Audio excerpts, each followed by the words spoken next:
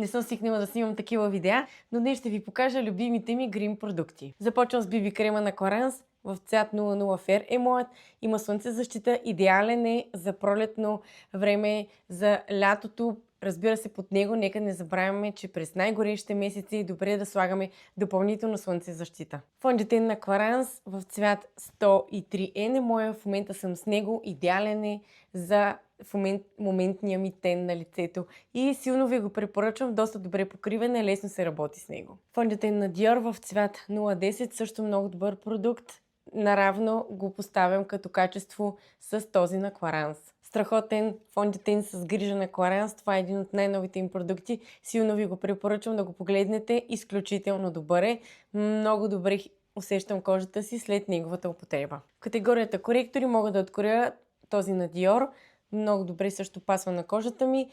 Съвсем малко така забелязвам, че в някои от дните се насъбира в фините линии, но естествено много зависи каква грижа съм използвала преди това. Така че бъдете внимателни. Страхотна пудра от Clarins, отново много приятна, матираща в цвят 03 Light Medium.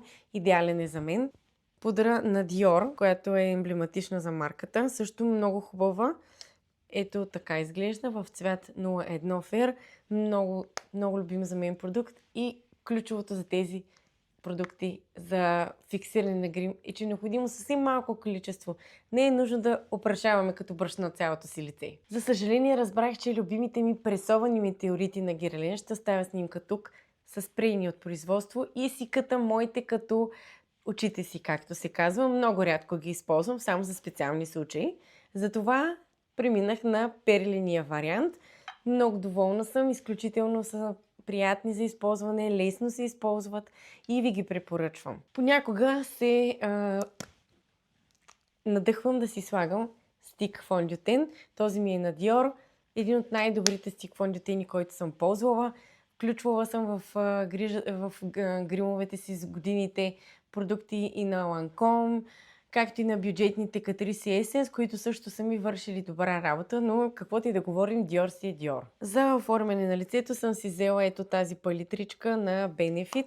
Тя беше от някаква лимитирана серия, мисля, но съм много доволна, изключително удобна, особено за пътуване. Две спиралки съм си взела на Benefit в Travel Size и на Clarins. И двете са много хубави.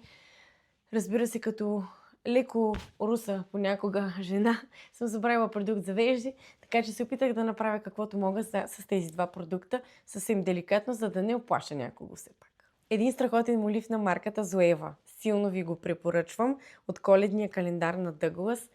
Виждате колко съм използвала. Това е най-хубавият молив за устни. Ето виждате в момента. Да, тук имам леко излющване на кожата. Страхотно стои. Просто невероятно. И накрая, отскоро използвам ето този фиксатор за грим на Clarins. Също много хубав. Ако искате да направя второ видео, в което ви споделям за грижата си за кожата, и външно, и вътрешно, оставете ми някакво коментарче или просто харесайте това видео.